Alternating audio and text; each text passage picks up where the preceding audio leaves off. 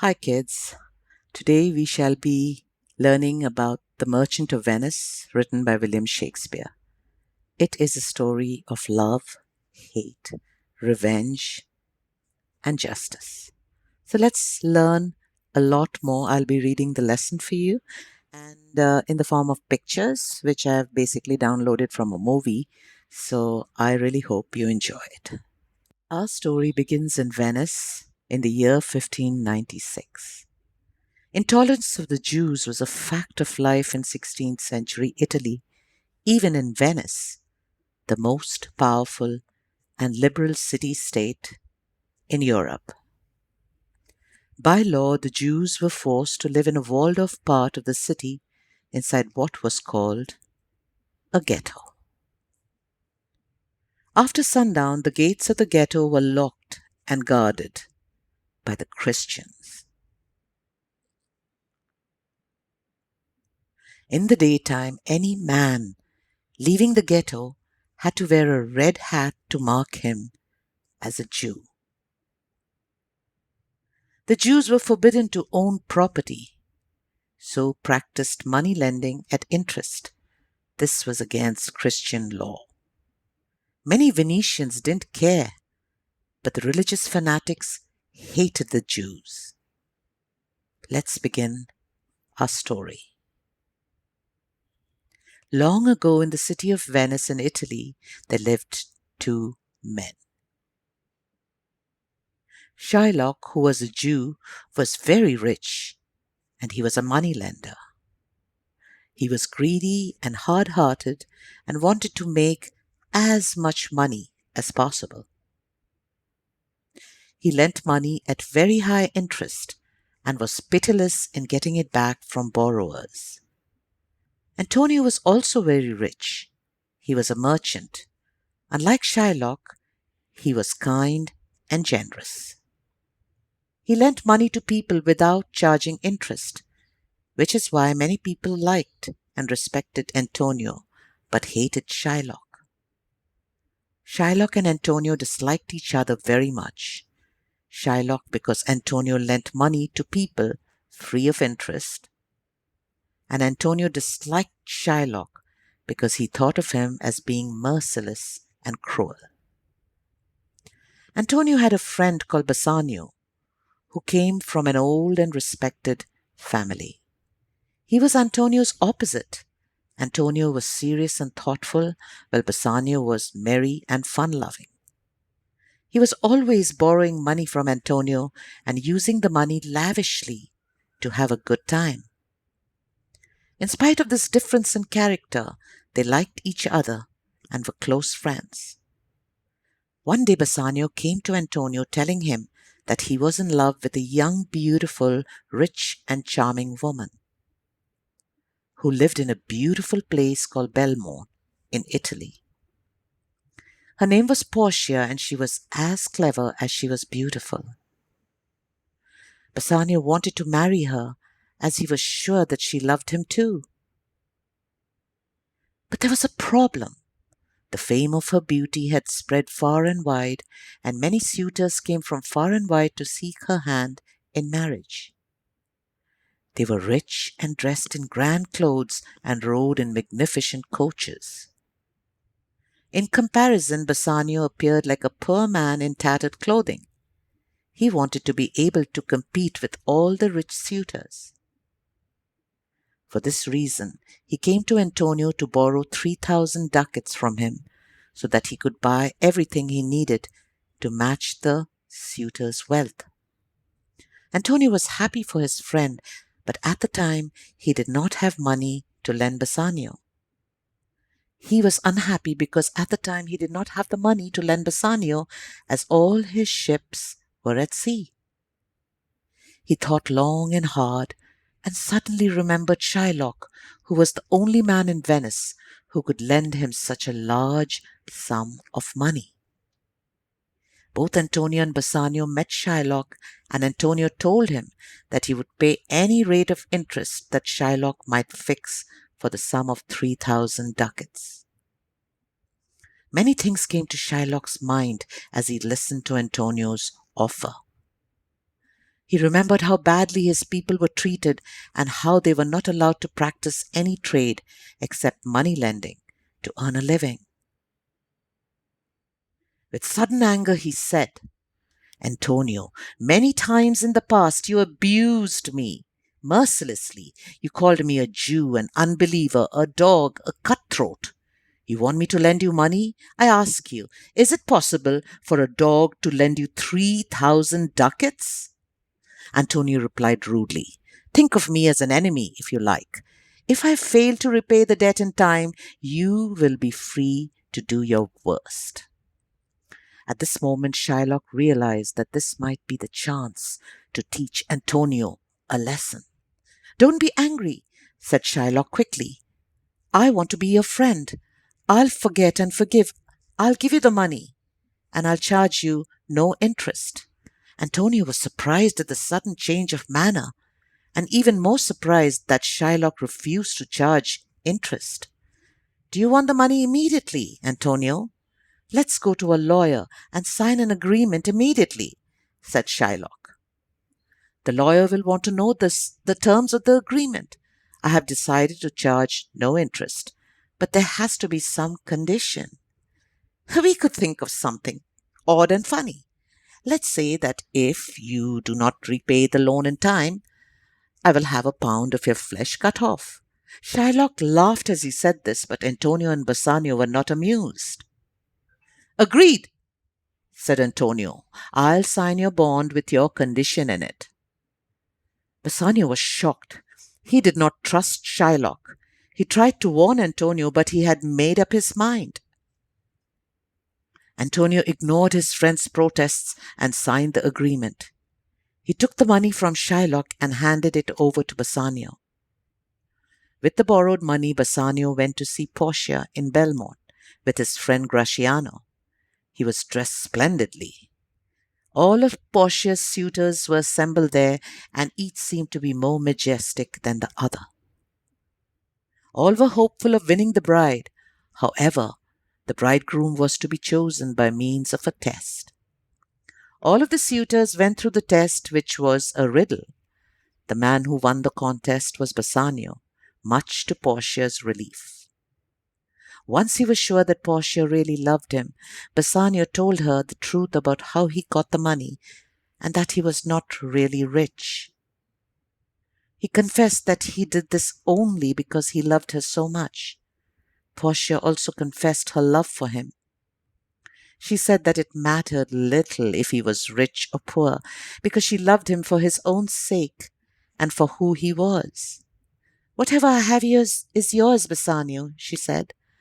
I give you everything, along with this ring. Then Portia put the ring on Bassanio's finger. Bassanio was overcome by Portia's love for him, and he made a promise that he would not take it off his finger for even a second, as it was a symbol of their everlasting love for each other.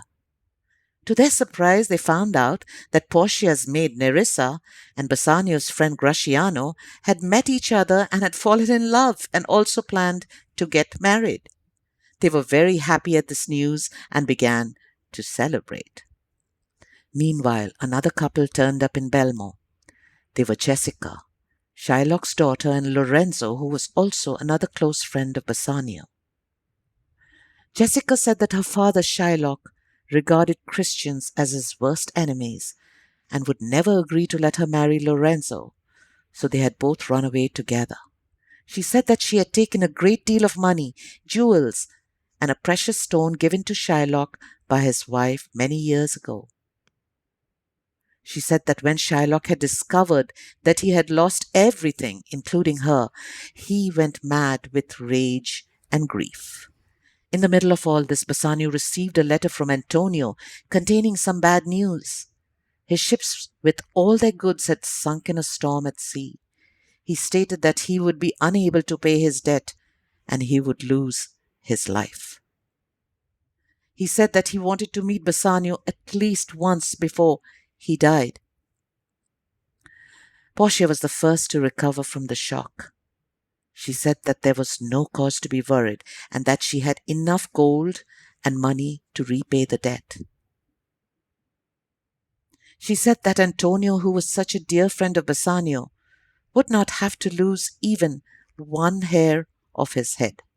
Portia suggested that they should get married that very night so that all her property could pass on to Bassanio.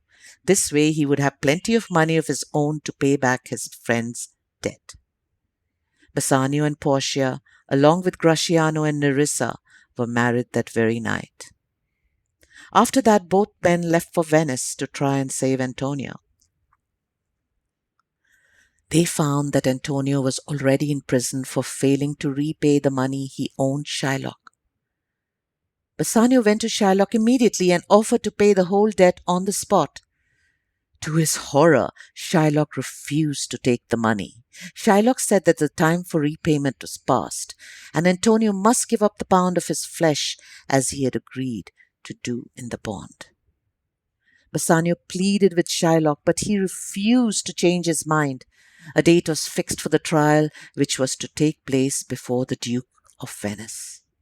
Meanwhile, Portia, who was alone in Belmont, began to worry about Antonio's fate.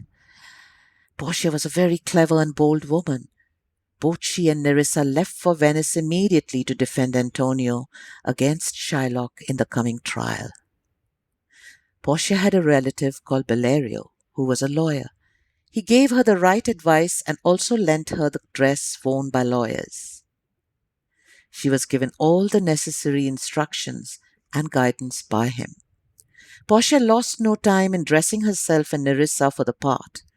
She put on the gown of a lawyer, and Nerissa wore the gown of a lawyer's clerk. They arrived at the court in Venice, where Portia introduced herself as Balthazar to the Duke of Venice. There was great excitement in the crowded hall as they looked at the handsome lawyer, and some hoped that there might yet be a miracle. He read the letter Portia gave him. She was introduced as Balthazar to the Duke in the letter. The Duke was doubtful whether such a young lawyer had enough experience to argue such a complicated case. The Duke then tried to dissuade Shylock from demanding his pound of flesh and to take the money instead, which Bassanio was ready to give him. But Shylock was determined to get his pound of flesh at all costs. Everyone felt hopeless and unhappy, for no one knew how to save Antonio. Portia and Nerissa glanced at Bassanio and Gratiano in the crowd, but they could not recognize them in their disguises. They both looked tired and unhappy. Antonio, who was standing beside them, looked unconcerned. Portia saw that Shylock, unyielding and merciless, was waiting for a quick verdict. He already had a knife and a pair of balances with him. The trial began. Portia first addressed Shylock. She reminded the court that Shylock had a right under the law of Venice to get what Antonio had promised under the terms of the agreement. There was justice under the law, and it must be upheld. Then she paused and spoke in a louder voice that apart from justice, there was mercy, which was higher than justice. She reminded Shylock that when men prayed to God, they prayed not for justice, but for mercy. She said that Shylock should think again. But Shylock did not respond to Portia's moving appeal. Instead, he kept saying curtly, "What has all this to do with the case before the court? I stand for the law." When Portia saw that Shylock would not change his mind, she asked him, "Is Antonio not able to repay the money?" Bassanio at once cried out that he had all the money needed and was prepared to repay the debt as many times over as Shylock desired. "Then why does Shylock not take the money and let Antonio go?" Portia asked again. To this Shylock gave the same curt reply, "I want the pound of flesh. I want no money." Bassanio was very angry. "What is wrong?" he asked the young lawyer, "if you twist the law a little bit to save a human life?" But Portia answered sternly, "The law is the law, and we must respect it. If anyone breaks the law, the interests of the people will suffer." Portia's answer pleased Shylock very much. For a moment he thought that Portia was on his side and not Antonio's. He began to praise her. Portia then asked to see the bond. I would like to see exactly what it says. She read it and then declared, according to the terms of this agreement, Shylock has the right to ask for 1 pound of flesh to be cut off nearest Antonio's heart. Be merciful, Shylock, she pleaded once more. Take the money, and let us tear up the bond. Why must a man die? But Shylock stuck to his demand. By my soul, he said, I swear that nothing, not even the sweetest words, can persuade me to change my mind. Let me have the law.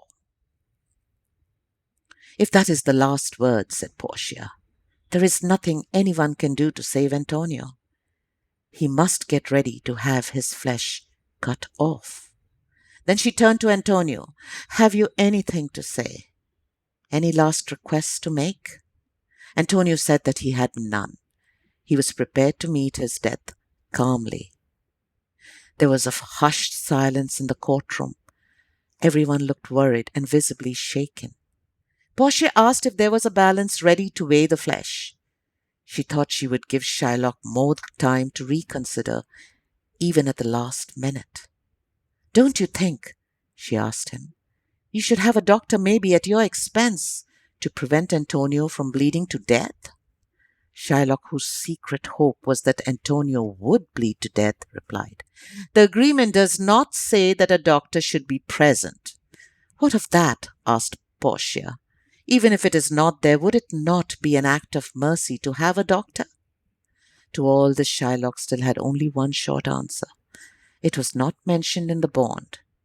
Since that was Shylock's last word, Portia finally said that there was nothing left to do except to go strictly ahead as the law demanded.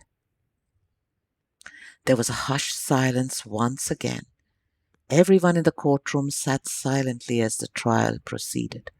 Shylock was delighted. Come, my dear Antonio, he said, drawing his knife. Get ready. Portia then asked Shylock, Are there balances here to weigh the flesh? Shylock quickly picked them and showed it to her. Seeing the balances made Antonio collapse in court. As Shylock got ready to take his pound of flesh, Portia stopped him for a moment. There was an unexpected turn which took everyone by surprise. Wait a little, Shylock, said Portia. There is something else which I have to say. The bond here speaks of 1 pound of flesh, but it does not say anything about blood. A pale and shaken Antonio waited for the first cut of the knife. The bond does not say anything about blood, repeated Portia slowly. This means that in cutting off the flesh, you cannot spill even a drop of the man's blood. If you do so, all your goods and all your land will be taken from you and given to the state of Venice. That is the law. Shylock could not believe what he had just heard. Everyone loudly applauded the skill with which Portia had defeated the moneylender's evil design at one stroke and saved Antonio's life. Shylock knew he was beaten. When he had repeated time and time again that he believed in the letter of the law, he did not know that he might fall into his own trap. When he recovered from the shock, Shylock said, If I cannot have my pound of flesh, I should have at least 3 times the amount of money I lent this man. To this Portia replied, This man shall have nothing except what is written in the agreement. That is what he wanted. Then she turned to Shylock and said, Take your pound of flesh. Only remember, no blood may be spilt. There is another thing, Shylock. The agreement says 1 pound of flesh. So, if you cut more than 1 pound, even by so much as the weight of a single hair, you will again be guilty, and the law will punish you. This time you will lose not only your property, but also your life. And the law? Is that the law? asked Shylock in a feeble voice. By now he was very weak. He was trembling. Yes, that is the law, was Portia's reply. Then give me back what I have lent, no more, and let me go in peace, pleaded Shylock. Bassanio shouted, I have the money ready if he'll take it. But Portia would not give up. There is yet more to come, Shylock. You asked for justice, and justice you shall have. The law has not finished with you yet. You plotted to kill a citizen of Venice, which is a crime according to our law. Whenever someone is proven guilty of such a crime, the law gives the Duke the power to sentence the man to death, unless he's prepared to get down on his knees before him and ask for mercy. Mercy, not justice. At this point, the Duke spoke. His words were addressed to Shylock. He said, The law is important, but there are times when mercy is even more important. I will therefore grant you pardon, even before you ask for it. But I will not allow you to keep your property. Half of it will go to the state and half to Antonio, the man you wanted to see dead. But Antonio, who was looking on silently all this time, said that he did not want any of Shylock's property for himself. He would like to give it to Shylock's daughter, Jessica. Shylock's misery was now complete. Please let me go home, he murmured in a low voice. I am ill. I'll sign any agreement you want me to sign. Please let me go. Slowly Shylock got up and shuffled out of the courtroom looking all tired and defeated. The trial was over and Antonio was free, but the lawyer who had argued Antonio's case so cleverly had to be paid his fee. Both Antonio and Bassanio suggested that Balthazar should take as his fee the 3,000 ducats that Antonio owed Shylock. They did not recognize Portia, who was still in disguise. Portia thought that there would be no harm in playing a trick on Bassanio. She said that she would take no money. But if you still press me to accept some present from you, then let me have your gloves. I like them very much. Bassanio at once took off his gloves and gave them to the young lawyer. When the gloves were taken off, Portia saw the ring that she had given to Bassanio. Let me have the ring too, said the lawyer. I'll wear it for the sake of the love that you have for me. Bassanio did not know what to do. He said he was sorry, but the ring was the only thing he could not give away.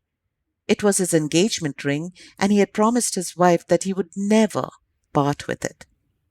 The lawyer pretended to be greatly displeased at Bassanio's refusal to give him the ring. This hurt both Bassanio and Antonio very much. Please, sir, answered Bassanio, I will give you the costliest ring in Venice, if you will agree not to ask for this one. But the lawyer insisted. I'll have that ring or nothing. Bassanio was unhappy and Antonio was embarrassed. At last, Antonio persuaded Bassanio to let the lawyer have the ring. Bassanio then reluctantly gave the ring to the lawyer. He was afraid that Portia would not forgive him when she found out that he had given away her precious gift. After receiving the ring, Portia and Nerissa immediately headed back to Belmo to reach there before Bassanio and Gratiano did. It was night when they reached Belmo. The moon was shining, and in the moonlight everything seemed somehow more beautiful than ever before. Musicians were playing on their instruments, and when the two heard the music, Portia remarked to Nerissa, "How much sweeter music sounds by night than by day?" Soon Bassanio and Gratiano followed their wives home along with Antonio. They were happy and they hoped to enjoy themselves to their heart's content. When they arrived, they were received by Portia in her usual cheerful manner. After a while, however, there was a quarrel between Gratiano and Nerissa. Gratiano, like Bassanio, had also given away his ring to the lawyer's clerk, who was none other than Nerissa in disguise. Portia also pretended to discover that Bassanio's ring was missing from his finger.